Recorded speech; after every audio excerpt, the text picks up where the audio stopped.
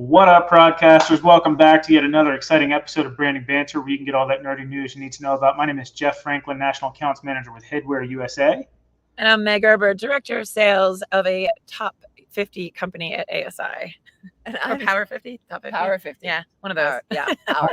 only ASI as well, huh? I see that. All right, cool. And PPI 100 as well. PPI. Well, for her.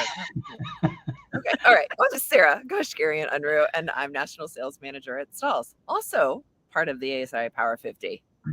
And I'm Jeff Franklin, not cool enough to be part of ASI Power 50, but it's fine. It's okay. You know, we'll get into the politics of the whole thing, I hear. So anyhow, Sarah, why don't we play this week's game of Where in the World is Sarah Goshgarian Unruh? I know you haven't asked the I last keep couple forgetting. of weeks. I keep forgetting. You're always in like a different room. So, I mean, we should be asking every time anyway. So, yes. Yeah, 100%. Well, hang on first. We've got to say happy birthday. Oh, yeah. Happy birthday. I mean, 21 again, right? Whatever we got. Ages ago, guys. Ages ago. Like 2 days. So, Thank you. Meg and I are both in San Diego. We're at Rancho Bernardo, maybe. Rancho Bernardo. And there we go, in San Diego. It's a little hazy today. I'm really hoping this burns off, but it was easy every morning, I think. And then it actually was like rainy, and we were like, oh no, everything's outside. But by afternoon, every day, it was absolutely beautiful. Yeah. So it's really nice to have something with nice weather and get outside, considering, like, you know, on the East Coast, it's been so bipolar. But yeah, it's beautiful here. Yeah. Good old San Diego. Yeah. It's been hot as hell in Texas. Oh, yeah. So yeah. I'm sure. I came from ACL and it was like 95 degrees on Saturday. Like, it was just a sweat fest, basically. So it was good. Like, it's funny that I'm inside with a hoodie and you guys are outside with like sleeveless shirts and stuff. Okay, I did put a sweater on because But so let's get into it. We're going to talk ASI Power Summit. We're going to talk Unveiling the Power 50. Since Meg's already let that cat out of the bag, we might as well let you guys know we're going to talk about that. Since you guys are there and I'm, on the outside looking in and with all the FOMO, tell me about ASI Power Summit this year for 2024. Well, I say this is my first one that I've ever been to. Really? Yeah. Oh, that's my awesome. first one too. So yeah, that's really cool. So yeah, it was my first one. So I really wasn't sure what to expect. I always knew it was like this prestigious event. I just was never allowed to attend. So they're like, we can't let her out. We're not sure what she's going to say. Yeah. I actually flew in on Saturday morning and hung out with my favorite Miss Bell and Jake Kralik. So we will see Michelle in a few weeks on here. And then Sunday, we had the morning off. So I actually went down to the beach in Del Mar and dove right into the water. I was like thinking it was going to be freezing. It was beautiful. They were actually having a body surfing competition, and it was time for the 70-year-olds to get up. And I was like, I got this. So then I decided to just be tough and go and body surf without the body suit. And I think it was just full adrenaline because I didn't feel the cold, but my body felt the cold. So after I was out there for like, a minute or so, maybe 30 seconds, it goes really quick. But the water was up to here, and I was like, I could not catch my breath. I was like, I got to get out. So then I just rode the wave in, and I felt really proud of myself because, I don't know. It's California. It's kind of cool. But anyway, so then Sunday night was a welcome reception. Yeah. It was amazing. What I really liked about it is all the networking opportunities that we had. They give you time off to either go check your emails or do networking with your peers. And I really enjoyed that a lot. So I know that was Sunday night. Yeah, I'm grabbing something as we're kind of doing this also. Oh, sorry. Sunday night was fantastic because they also did the picture, which I feel like I missed the picture. Did you miss it? No, I was in the picture, but like when he was taking the picture, like I was there. I was like bending down, grabbing something. And so I literally think you probably in the picture at the top of my head, but I was there. That's so funny. Yeah, it was fun. But they had this huge soccer thing too. Oh yeah, you could kick balls out. Did you do it? Like Velcro to it. I didn't either. I had heels on. Yeah, heels, and it just didn't feel like appropriate to go kick a soccer ball in a dress. But but it was fantastic networking. Yeah, I agree. Yeah. And then Monday we kicked off with breakfast, of course. Yeah. But then our keynote that morning. Yes. Were some political figures. I have some thoughts. Go ahead. Okay. So first off, I do want to thank ASI. I think they brought some amazing speakers in. We learned everything from an economist. We heard from a Republican, Democratic. I know their names and I know what they do. I'm having a brain fart, but two political people figures. So when they came on, they kind of told us about what they were seeing, what inflation was going to look like, their thoughts. They kind of evaded a lot of the questions that were asked and circled around them like most politicians do. I didn't agree with some of the things that were said, and I was very careful because obviously when you're at work, you don't want to talk about politics or religion. But I was in my seat and just kind of like boiling about a few things. You just wanted to pop in. I really wanted to raise my hand and be like, I have a question, and I just didn't want to be disrespectful, but I was like. So are we talking about political leaders Donna Brazile and Will Hurd? Yes. Sorry. Yeah. What now? Nothing. It's fine. It was kind of like listening to like a live podcast. Yeah. What I would say. Yeah. So. Yeah, so they had a lot to say, and I'm gonna be honest. I actually think when they came out, they were very personable. They were very like, oh, if you didn't know who they were or knew what their policies were, they were easy to be enamored by, because they did talk about things that they really knew what they were talking about, right? But it was just their opinions that I just didn't agree with all of that. So moving on, the next speaker was Mary Kelly. Oh my gosh, I think she was the best one there. And I mean, I could listen to her all day. 20 minutes. 20 minutes. Filled the 20 minutes. She was so engaging. Energy. Such good energy. But it's all about GDP, right? Like, and if you like economics at all, which a lot of people don't like economics, but if you do, or she was so impactful. Like I wanted 45 minutes of her at least, for sure. Yeah, she was talking about it's going to be at 29 trillion. Sorry, currently at 24. Interest rates drop March of 2025. Looking forward to that. But as of right now, everything is up as far as inflation. Electricity's up 25%, rents up 20%, indoor plants are up 21%, and the list goes on and on and on. I think our U.S. debt right now, ready for this, 35 trillion. 361 billion 983 million $865,126, and debt to GDP ratio is 123.43%. The median I feel like we were just at 20 trillion, which is a freaking astronomical number, but I feel like it was just 20 trillion like a blink ago, you know? Yeah, and I think that's what really upset me. I think when the political figures came in, there was no like, hey, there's no accountability. It was just kind of like, and shiny thing over here. We should be here, but this is what my. I know. I did want to backpedal to that a little bit. I know you don't want to dive into it too much, May, but I know. Just what are the pundits saying as far as the economy right now? I mean, what are they trying to pass off? Well, they say that the consumer confidence, 1 in 6 Americans cry weekly about finances. 48% of Americans can't look at bank statements. What? You broke up a little bit. They currently 1 in 6 what? Okay, 1 in 6 Americans cry weekly about their finances. 48% of Americans are so stressed out they can't look at their bank statements. 20% of married couples actually lie about their finances to each other. So, inflation's topped out at 9% in 2022. But I know it's just it's crazy right now. So I didn't take too much more notes on her, but I just thought she's a commander in the Navy too, by the way. And I was her favorite. She told the whole room that I was her favorite. I thrive on that. Who doesn't love me? But then there was a really cool networking activity. I don't know if that was, I think they might have skipped over that one, but we made these paper airplanes. Yeah. And it was like, work as a team. Work as a team with your tables. So a whole different personalities. Oh, yeah. Thought process and strategies, right? Of like who's could fly the furthest, and then who's could stay up in the air the longest. Yeah. So it was really cool. Good and team building, networking, type of opportunity. It really was. There was another. This is why ASI needs to bring me in for this kind of thing, because honestly, I would have dominated that competition because my kids are asking me to make paper airplanes like every other freaking day, man. I know all of them. All of them.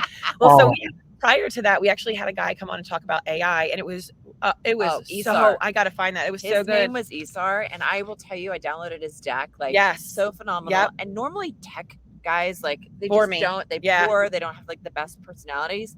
He was such an extrovert, and so knowledgeable and shared as much as you wanted, as you could ingest, is what I would say at that time. And phenomenal. I sat next to him at dinner last night. Did you really? Yeah. Oh yeah. And the stuff that he was showing that's currently out there and available versus what's coming. I mean, some of the current AI platforms, what we're using them for, creating presentation, like the ideation of it all, presenting framework, creating outlines, presentation creation. Instead of it taking 3 days, it could take you 30 minutes. And he showed you, and it's actually exactly what I do when I'm in there, how I kind of filter things out. I'll put my initial thing in, then I'll say, okay, cross-reference it with this, revise this, and then it took him maybe 30 minutes. I mean, he did it in fast forward to put together this really nice presentation that included art into, Excel. I'm not Excel. I'm sorry. PowerPoint. And then what's coming. Oh, and then you import it to PowerPoint, but what's coming or mapping processes. I don't know if he already did this. So I think it might be out there right now, but it was the AI doppelganger. Oh my God, I'm totally getting it. He told me what the app was, and I'm like, I'm totally getting a doppelganger. Yeah, I am too. It's create an AI avatar, lead capture and lead naturing. And it was Clay, right? The voice assistant. Yeah. There were some really cool things that I'm like really excited about. Oh, AI agents. That's something. An AI agent will be 95% of our jobs will be easily and nearly instantly at almost no cost will be handled by AI because it's free, it's instant, and it's nearly perfect. That's what they're saying. In our fields, the marketing, I didn't write that down. Customer service aspect of it. Self-serving type of, which, if you go into like Delta Airlines, like that's a great example of like the AI chat kind of being in use now. Like they can service you faster than a human can a lot of times. Yeah. When you go online. So, I mean, look at what Elon just did. I'm sure everyone's been talking about it. The robot that was making the drinks, like that was very cool. I saw that. And was that at the concert? No. I feel like that would have happened there, No. And then he had the robot minivan. So basically, humanoid robots are going to be about $30,000 in 2026. But you know how that comes. It's in the pipeline. By the time 2026 comes, it could be up to $40,000. But if you think about it, right? $15,000 right now. But let's think about it, right? That's if you were in the manufacturing and you spend $40,000 on one robot, how much are you paying an employee for an entire year? This is just $40,000, not including maintenance and upkeep and all the and upgrades and all that. But I mean, that's one cost, and that's going to revolutionize the manufacturing industry. It's not only that, Meg, but it's also what's the expense of replacing that person every year or every couple of years because of training? Yes, exactly. You look at turnover as a trend nowadays. People don't stay at jobs for very long. It's you're kind of a unicorn if you've been somewhere for 10 plus years. Hey, Nick Mirich, what's up, buddy? And so ultimately, the fact that you're constantly training and replacing these people and you're paying them that salary every year, I mean, that's a huge cost savings. Absolutely. I did post this link. So if you're watching the podcast, this link here, I know it's a little bit wordy, but you can find it at members.asicentral.com and go through their news section. But our buddy Chris Ruvo actually does have a video on this link with the AI guy that you're talking about. It's like a 4-minute clip. Fabulous. Good. And it highlights kind of some of the things that you guys are talking about. So pretty cool. That's awesome. Very cool. One of the things that they did at the event that I thought was really cool, they utilized this technology called Jabber Yak. And so what you did is you go in and you filter in like kind of your top things that you're interested in, your interests are. But it was a great like talking piece as you were networking. Yeah. You could find people who had similar interests as you.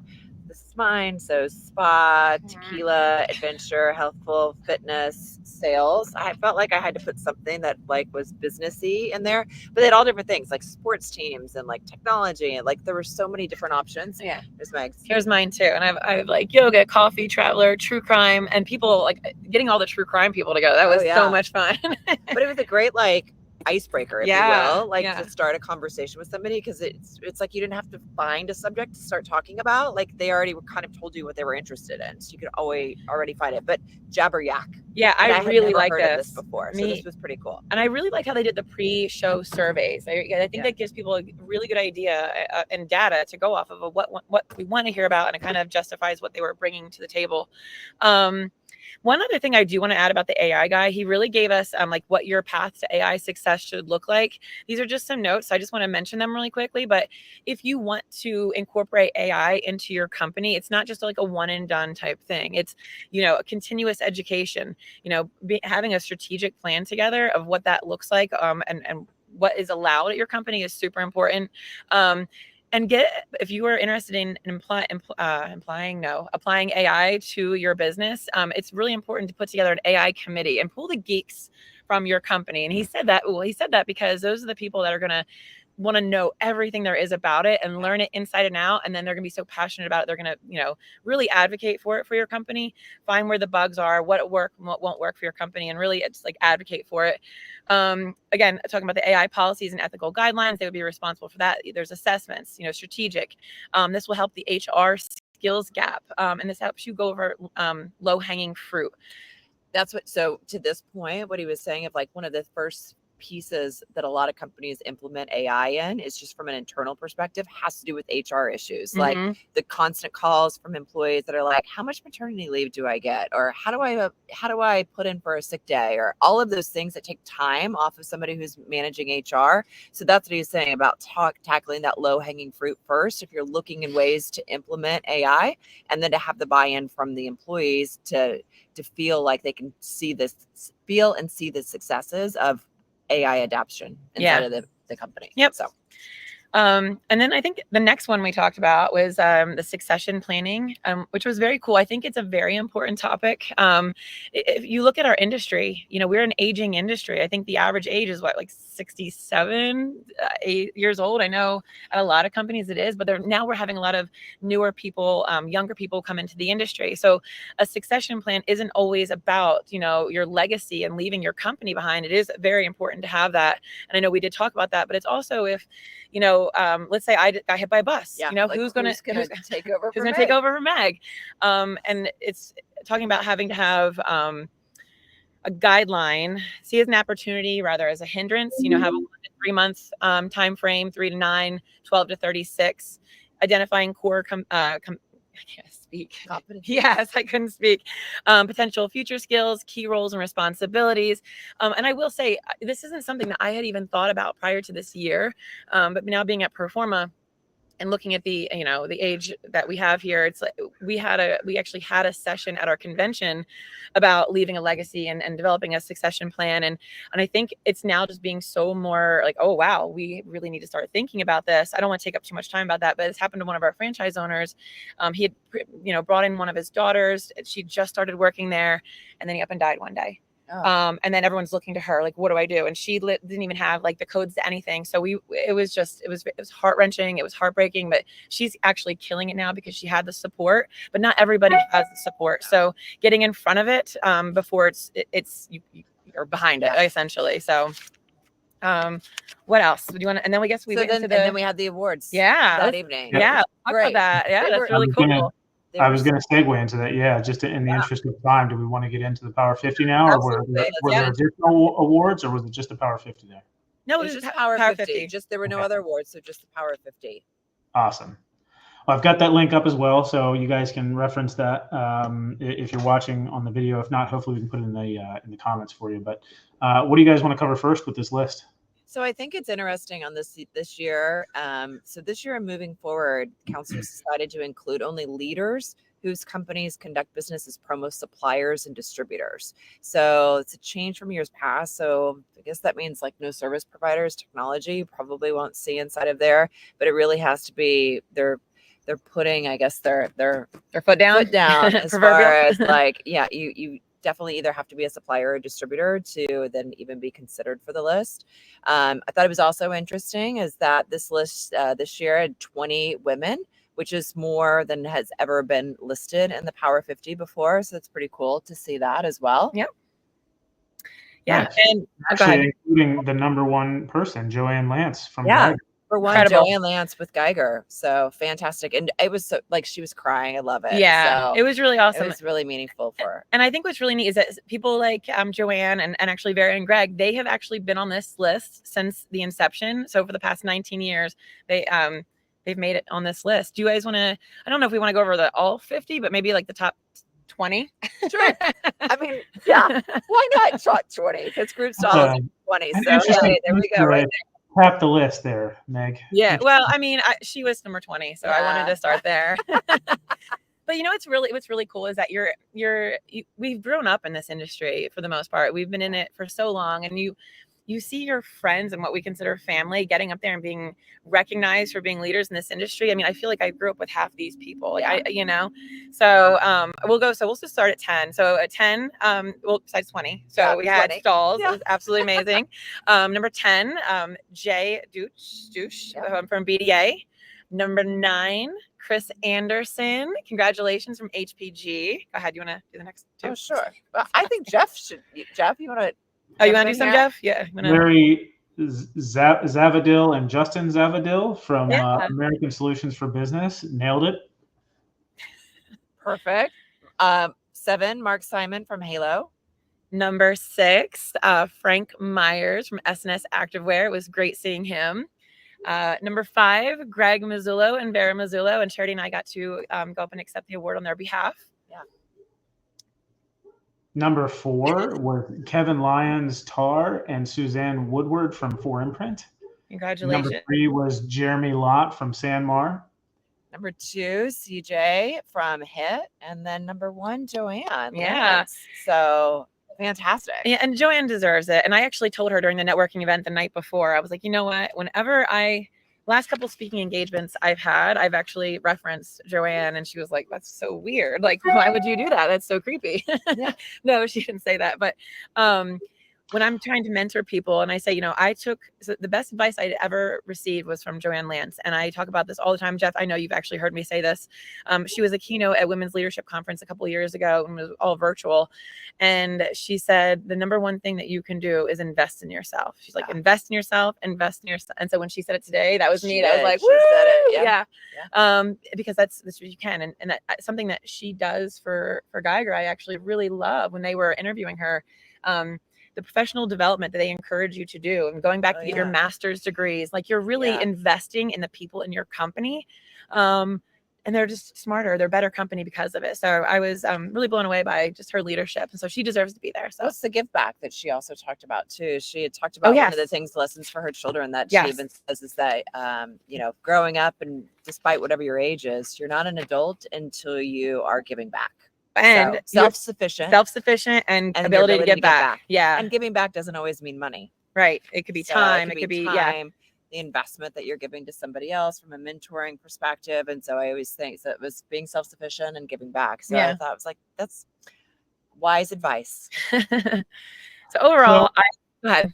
Yeah, no, I will say one thing is that looking through this list, there's actually a lot of friends of the podcast on there. So really cool. And big shout out to Jody Schillinger at number 50, just making the list as well from Maplewood Farms. But one of the things that I wanted to mention here was that, there's 17 people that weren't on the list last year that made the list this year, 15 of which have never been on the list before in the past at all. So that's pretty awesome out of a list of 50.